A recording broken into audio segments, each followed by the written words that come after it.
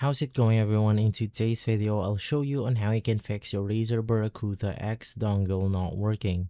So the first thing that you want to do is to make sure that the USB port that you plug your dongle into is perfectly fine. You could try using other devices to see whether that specific port is totally working. Well, if you've confirmed that it is, let's now navigate to our computer. From here, click on the Start menu and simply search for the device manager.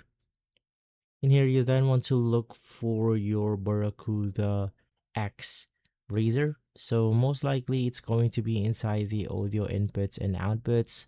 Once again, just look for your Barracuda headset. Let's say that this is my headset right here. Click on Properties, click Driver, and then you just want to navigate through the update driver. This will then update your current drivers, eliminating bugs and glitches within the system, and hopefully fixing the problem. And so if this video has been helpful, leave a like, subscribe, and follow us for more videos like this.